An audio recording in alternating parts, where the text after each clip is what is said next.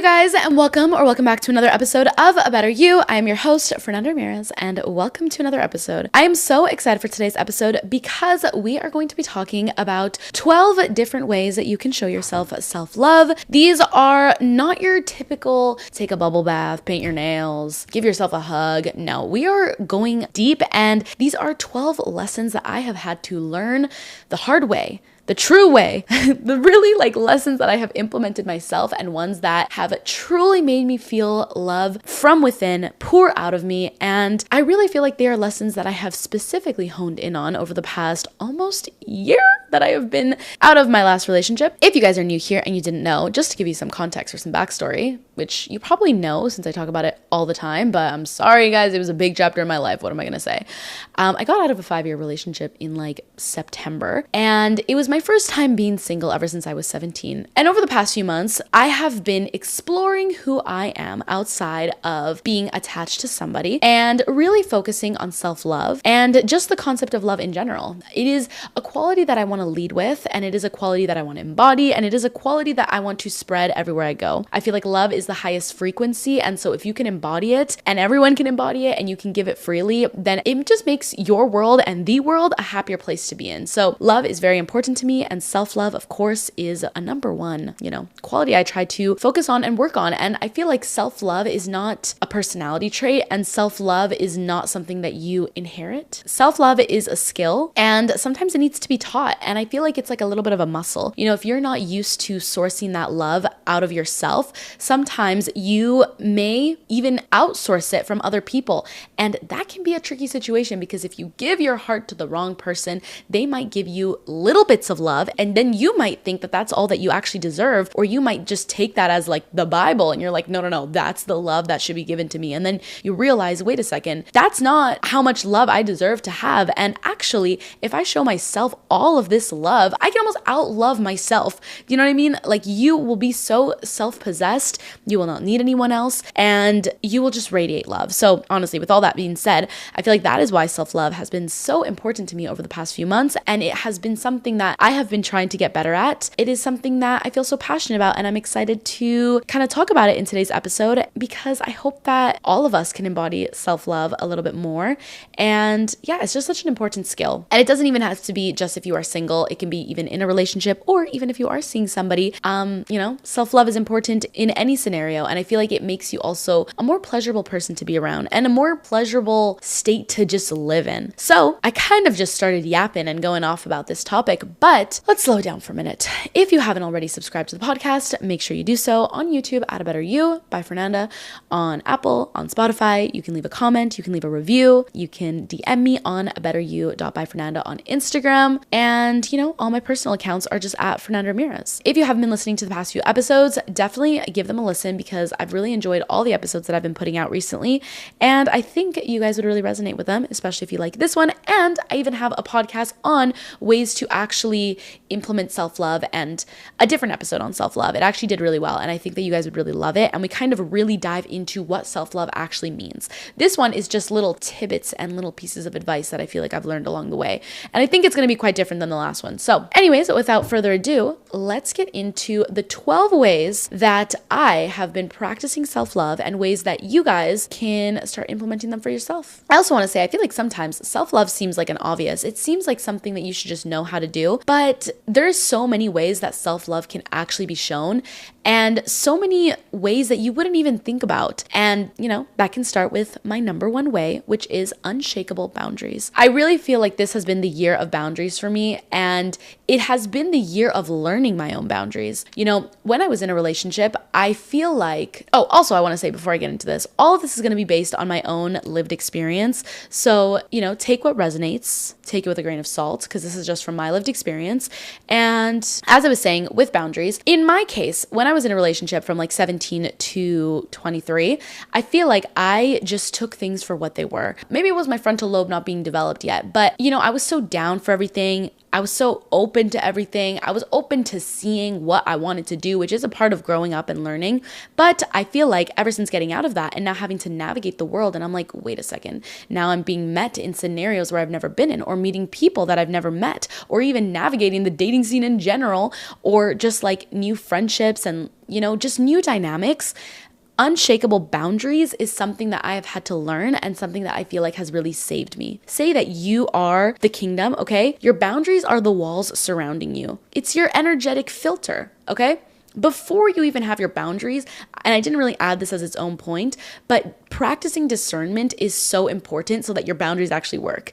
And you may be asking, what is discernment? Discernment is the ability to obtain sharp perceptions or to judge well. It is the ability to make a smart judgment about something. So when I say practicing discernment, I mean deciding if a person is a good vibe, if they should even, be in your orbit, deciding if a situation is a good idea to be in. So then once you've gathered that you're in a safe situation, you're in a good situation, you trust these people, making sure that they don't overstep any boundaries. This could even be simple things from who you allow into your home, who you allow to speak to you in a certain way, not allowing boys or girls to disrespect you, not allowing yourself to get walked over, not allowing yourself to over please or people please in general, not allowing people to push you or make you stay later than what you wanted. Maybe it's even monitoring the amount of access that people get to you. Just in general, having boundaries. Boundaries, I think, might be one of the biggest forms of self-love because you're protecting yourself and you're not letting any bad energy or bad vibes come your way, which again is like the protection of your kingdom. If you are not protected and you're just letting unwanted people come all over and step all over you and you're conscious of it, it's not going to make you feel good. It's not going to be a good look for you. It's just going to leave you feeling empty and drained. So learning to have boundaries and keeping your boundaries. This might be asserting your voice if you have to, speaking up, raising your voice, saying no when you mean to, and doubling down on your no, not letting someone push your nose until you eventually end up saying yes. Not only that, but when you say no, not feeling sorry about it and actually owning your word and not feeling embarrassed by it. In fact, the stronger boundaries you have, the more respect people will have for you. Number 2 I have is standards. So I feel like this is a different point from the boundaries one, but I feel like the boundaries, as I said, is kind of like your walls before people get into your kingdom. And then once they are in your kingdom, which is like your life, your energy, your bubble, your space, once they're in here, having a level of standard that you allow these people to be at. By this, I mean having your own set of rules by the people that you allow to be in your inner circle. This might be the qualities they have, the traits they exude, their personality, how they treat other people, how they treat you, the way they talk about other people, just in general, the values they have. I want to put on here also to stop begging for bare minimum. If you're, in this case, it could be talking about like a guy or something, but if that person is not meeting your standards, then you should have no problem walking away or letting them know. Because if you embody all these qualities and traits, then you should at least bare minimum expect someone else to kind of also be on that same level as you. So don't be afraid to walk away if needed. Hold your standards up high and know that that is your filter for who enters your life and how people treat you. And it is literally going to shape the way that you experience your life. So you have to be so discerning with your standards and your boundaries. That will allow the love to not be taken from you and for it to flow in and out of your body in peace. I was reading this book, which I actually really recommend. It's called Untethered Soul, but I was just reading this chapter on the chakras and about having your heart open or closed. And it was saying how you should have your heart open as often as you can so that energy can flow through you and you can have this energy within you at all times because it is your birthright. And it said like you can feel when your heart is literally closing.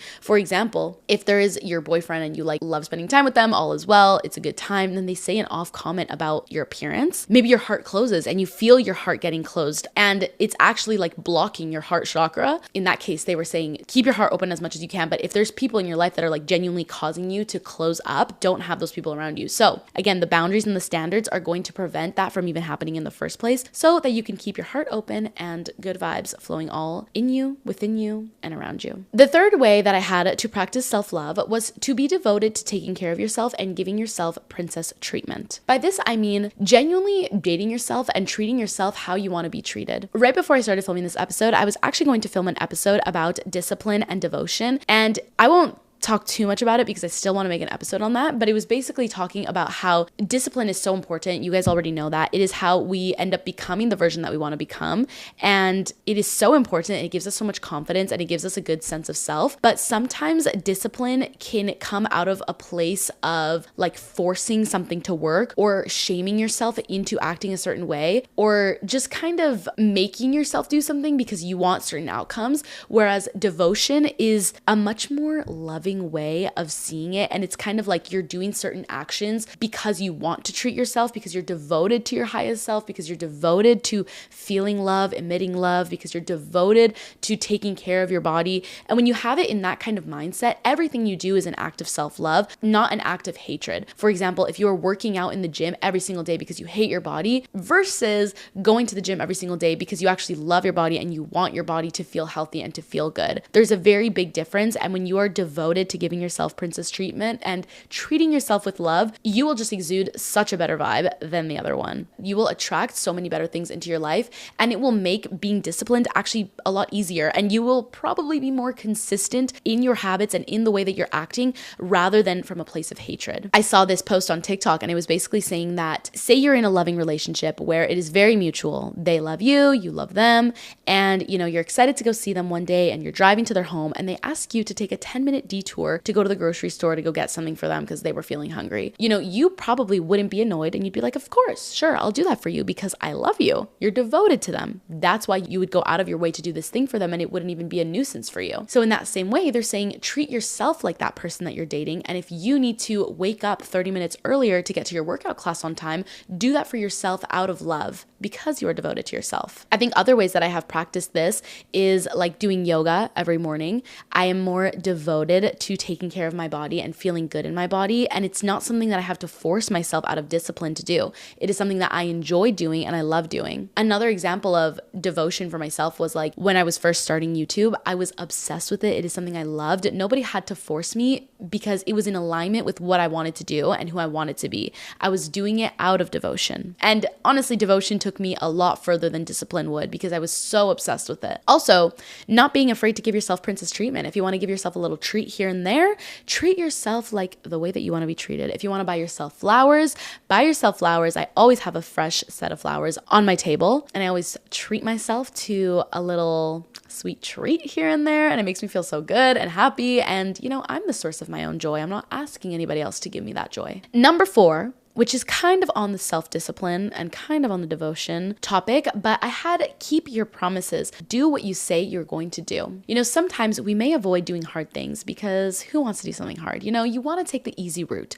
But when you do the hard thing and you do it again and again and you show yourself that you can do it, and you're thinking in your highest self, what would future me want? And you're acting in that way, even if it's tough, you will feel so proud of yourself. You will have so much confidence in whatever it is that you are building because you're going to know that you don't get swayed by distractions so easily. You do what you say you're going to do. You get the results that you said that you wanted, and that builds self-confidence. This is your reminder to show up even when it's hard. Right now, I'm currently filming this episode at 10 p.m. And although I would rather just shut the camera off and go lay down, go on my phone, go dance, go do literally anything else, I'm like, Fernanda, you're going to sit down and you're going to record this episode because future Fern is going to be so thankful that you did this. And if future Fern wants to post podcast videos and she wants to be consistent, she can't just keep flaking for other plans. And you know what? An example of this could be, I actually made plans with friends tonight. And though I want to go see my friends and I want to go hang out with them, my friends are not responsible for my future. I am. So I need to keep my own promise, and I need to know that working for myself right now is going to benefit me more than hanging out with someone else. And that in itself is the devotion. The next example that I have on how you can practice self-love is by not saying any self-deprecating comments about yourself. You guys, I am somebody who loves a little self-deprecating comment. I feel like sometimes it's not even self-deprecating, but you're being relatable, you're being real. Sometimes I'll be like, oh my God, yeah, let's go play tennis, even though I'm so bad, it's going to be so humbling. And it's like, I'm not being serious. I might be joking about my abilities with any sport with a ball. I'm just kidding. I'm not actually being real about myself, but I would never, ever joke about like, oh, but I'm not worthy of that. Like that is something I won't joke about. And I'm really conscious about making jokes about my self-worth or like my appearance or my intelligence or my ideas or my creativity or like how I want to be treated or about how people treat me. Like those things you cannot joke about because you guys already know your subconscious doesn't know the difference between true and false. And if you're just saying things and it's self-deprecating, it's rude, it's mean, you are going to start to believe those things. Not only that, but I almost like it makes me physically cringe when I hear my friends about to say something like that is like self-deprecating about their worth, because it's like, you don't even need to say it out loud. I also feel like I wouldn't even want someone else to hear me say those things about myself, because if I say them and I'm okay with it, then they're going to feel like it's okay to say that about me. And I do not want that to be the talk of the town. I don't want to say like, oh, I think I'm stupid. And then people go around and be like, yeah, Fernanda's stupid. She says it about herself, so now I can say it. No, do not do it. I also want to say on that note, people will treat you how you treat yourself. So if you hold yourself to a high standard and a high regard and you own the traits that you have and you talk openly about like what you like about yourself and how you view yourself, people will view you the same way. I had written down here, speak to yourself like you would to your younger self. If you would not say these things to your 5-year-old self, don't say it to yourself now. If you wouldn't want your mother saying these things to you, don't say it to yourself now. And even if you had your own child, would you say it to your child? If the answer is no, don't say it about yourself. The subconscious mind is truly so powerful and it will start to believe things even if you don't truly mean them. Also, there are so many other ways to be funny or to joke or to relate that if self-deprecation is your fastest way of doing that, it just means that you need to evolve in the sense of humor that you have, I think. Like there are just so many other ways to connect. That's not the one. I also feel like other people that have high levels of self-love and self-confidence and self-respect, they will easily clock when you do this, and I feel like they won't fuck with it. Sorry to say that, but I feel like for myself, because I actively try not to do this, when I see someone else doing it, I'm like, oh, like I get like a, I wish they weren't doing that. I wish they weren't saying that, because it makes it awkward for the other person too. And I've also been in the scenario where I've said something self-deprecating and it's awkward for the other people around me. So it's like, it's better to just avoid that situation. Honestly, any hangout with empowerment is better than relating over misery. You know what they say, misery loves company, and you don't want to be the one initiating that or the one giving the other person company, if that makes sense. The next example that I had for ways that you can show yourself self-love is celebrating yourself with confidence. Now, guys, I feel like sometimes people have trouble celebrating themselves or owning their good qualities or talking about themselves in a positive light freely because they are scared of coming across as entitled or a little bit egotistical, even a little bit narcissistic. I feel like people throw that word around like it's nothing, even though it's like so much deeper than just like giving yourself praise. But a big distinction between owning what you've got and owning your traits that you so confidently can embody and like feeling proud of who you are and enjoying who you are versus feeling entitled, feeling like you're better than somebody else. Entitlement is a whole different game, a whole different yard. What's the saying? That's a whole different playing field, okay? So we know that we are not better than anyone, but also that no one's better than us. We hold ourselves to that level of like self-possession, maybe. It is okay to know the qualities that you like about yourself and own those with pride. You know, if you are someone who's really good at drawing, own that you're really good at drawing. Feel proud of yourself. If you are someone who loves the way your hair is and is like so naturally long and thick, don't shy away from it. Like own it. If you're very smart, own it. If you are very artistic, own it.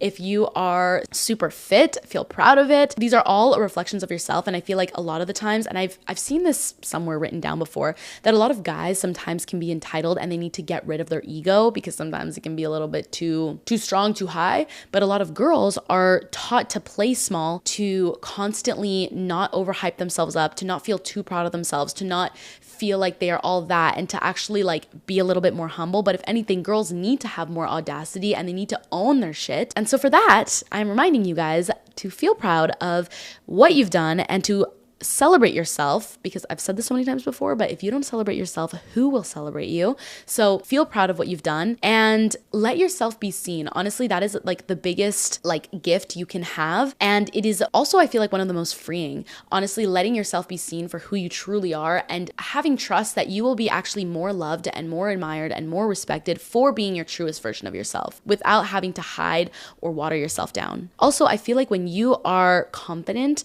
and you own your shit, it with pride, you kind of allow other people to feel proud of themselves too, to own themselves too. And I feel like it just makes for a very empowering circle around you. Like I love when I go out with my friends and one of my friends feeling sexy, and that doesn't take away from my other friend feeling sexy. She feels sexy too. Now the other one feels sexy. Now we're all walking around like the Winx Club and we're like, hell yeah, we all look good. And it just makes everyone feel better. Also, everybody is so different. So if you have something that you're proud of for yourself, like own that, because not everybody is the same. Everyone has different strengths, and the sooner we can embrace them, the sooner we can learn from each other too. And also, just this is like a side note, doesn't really have to do with self-love, but like if somebody else has something that you want, take that as inspiration, not as something that you should be envious of or jealous of. And, celebrate them as well, because you would love that celebration back in return. Number 7, for ways that you can show yourself self-love is by letting yourself be you, giving yourself the permission to be you without the mask. You don't need to be judgmental of yourself. And this can go in so many different ways. I feel like sometimes my friends will be like, oh, I'm being so cringe. Or sometimes my friends will be crying and they're like, oh, I don't know why I'm crying. And it's like, if you want to cry, you're allowed to cry. That's okay. If you want to be cringe, you're allowed to be cringe. If you are scared you're being too much, just like let yourself be you.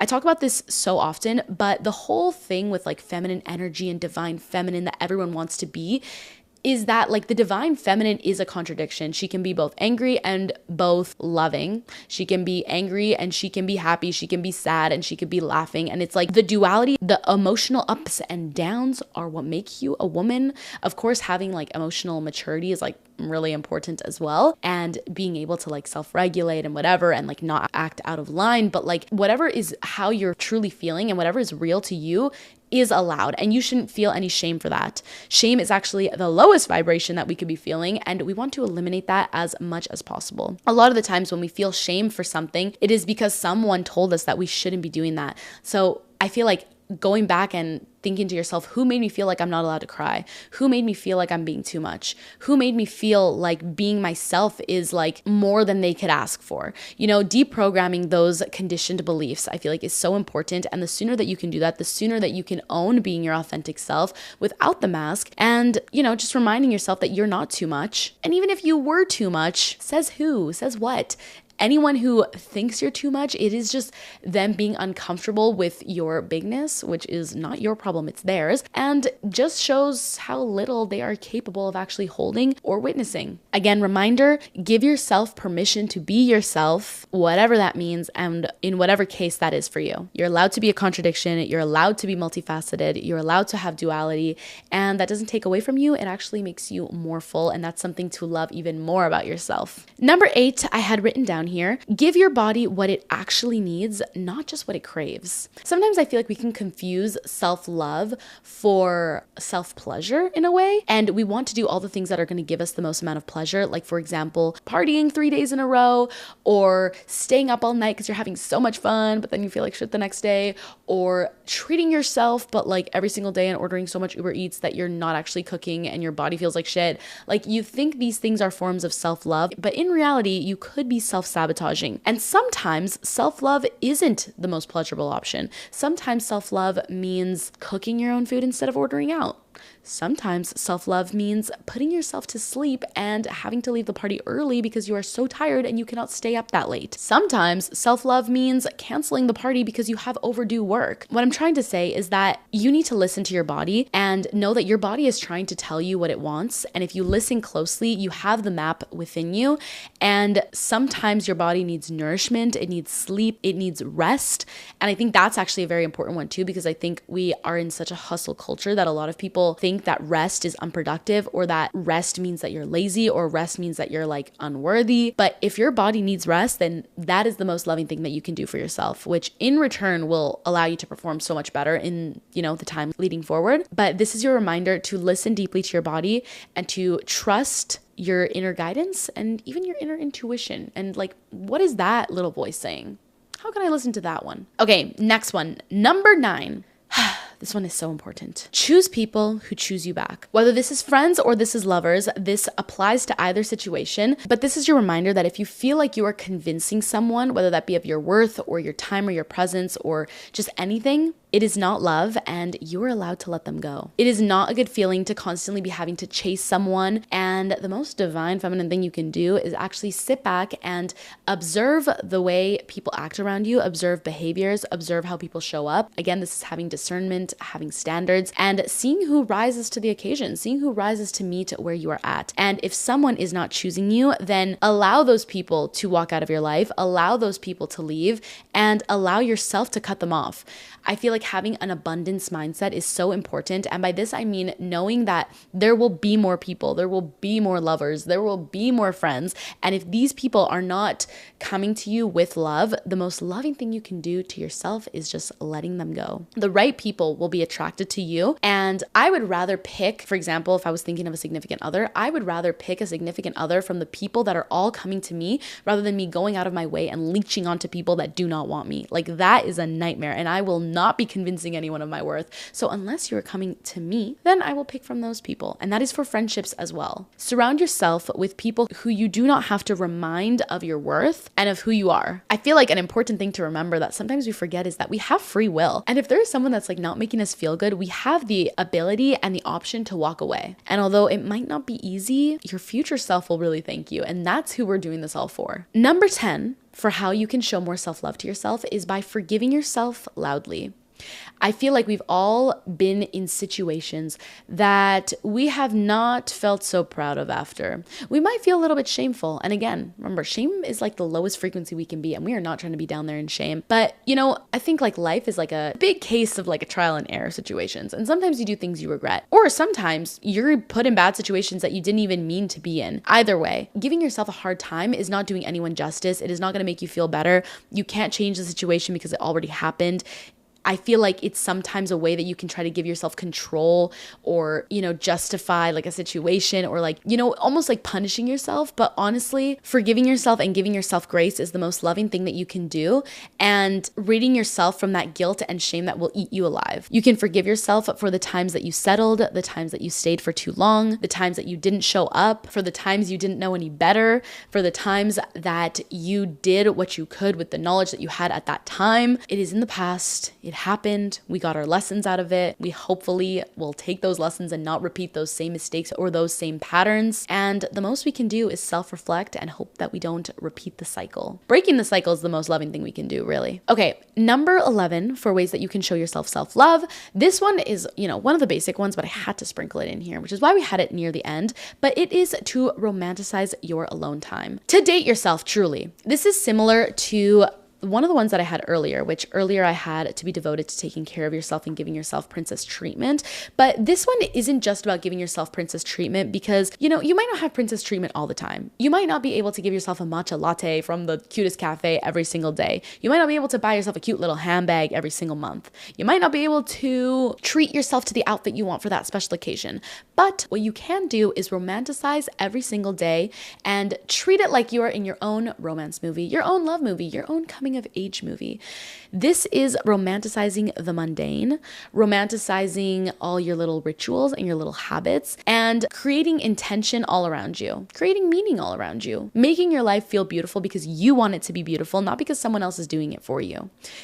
Making your bed every single morning so that when you go to bed at night, it feels so nice to open those sheets up and just crawl in there and it's so warm. Maybe having a little tea by your bedside table, maybe reading a book, maybe it is having music playing while you're taking a shower because that feels good and exciting. Maybe it is opening your blinds every single day and letting the sun shine in and shine on your face. Maybe it's taking a walk with yourself and enjoying your own presence and like observing the views around you. Maybe it is going window shopping alone and just like going to see what's trending, what's fashionable, what's out there. Maybe it's just drawing to music. Whatever it is enjoying your life and creating those dates for yourself. There's so many dates that are like low budget dates or free dates that you can go on, like going to the movie theater or having a paint night. Do that with yourself and enjoy it. Enjoy being your own best friend. Enjoy spending that time alone, because if you are comfortable with being by yourself, nobody can take that away from you. And even if people come in and out of your life, you'll always have yourself. And the sooner that you can enjoy spending that time alone, and not only enjoy it, but actually love it and seek it out,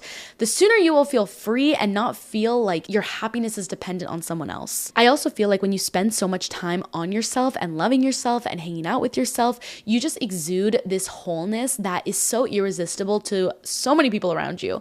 You know, whether that be a friend that says like, oh my God, she's such a cool vibe, I really want to be her friend, she seems like she has a lot of interest, or it's like a guy being like, or a girl, whoever it is, a significant other being like, damn, they really got it going on, like they really seem like they take care of themselves. Like it is not only something that is like attractive, but, and I say attracted as in like a attraction quality, like a significant other, but it is like attractive in magnetism. Like you will be magnetizing to the people all around you because they will all want to be a part of your life. They'll say, damn, that girl looks like she's having the time of her life on her own. I want to get in there.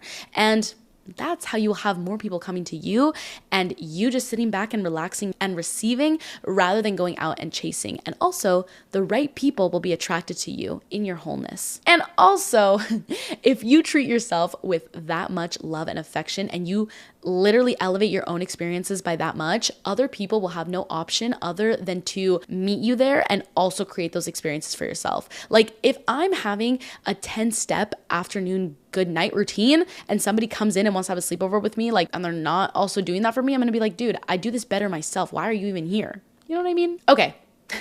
The last way that I had for how you can show yourself self-love and feel self-love is by taking the time to feel put together and feel beautiful. By this, I mean taking the time to adorn your body as if you were a queen. Okay, I feel like back in the day, there was all these queens like in Egypt and in different time periods, okay?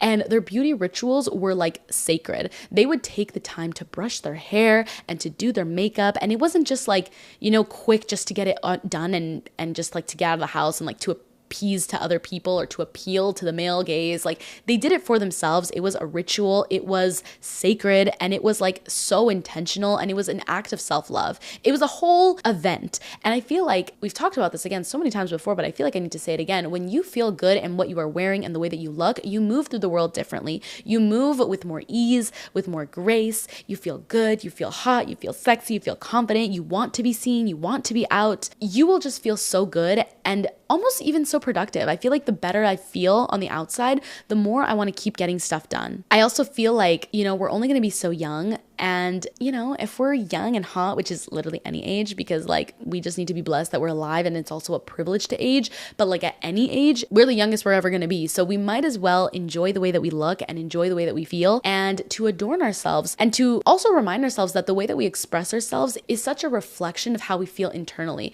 So to play around with it and to have fun with it and to see it like that, to see your makeup, your hair, your outfit as a form of self-expression and to honestly like lean into that and think to yourself, how do I want to express myself? How do I want to show up in this world? And like reminding yourself, you're just like a little character, like a little sim. Like, how do I want to dress my character today?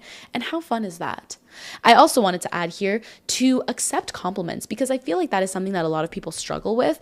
And I feel like it all goes into having this receiving energy and allowing love to come into your life, allowing compliments to come into your life, and just like allowing people to praise you and you not feeling like, again, you need to play small or not accept that, you know, just like a princess. A princess would say thank you, maybe give a compliment back and keep it moving. Anyways, you guys, I feel like I have been yapping for quite a bit, but those were 12 ways that you can show yourself self-love and that you can start to embody self-love and start to emit it as well. I hope you guys enjoyed this episode. I know that I had a lot of fun talking about all these different ways that I have been practicing self-love. This has been such a prevalent thing in my life and I feel like it has made me so much more joyous and I feel so much more at ease and I feel like it shows. I genuinely do think that people can feel the self-love coming off of you. I hope that you guys all either got some inspiration, learned something new, or shifted your perspective and are excited to act out of a place of self-love starting tomorrow or starting today, whenever you're listening to this episode. And again, I love you guys so much. Thank you for listening. Thank you for making it to the end of the episode. And as always, I hope to see you soon.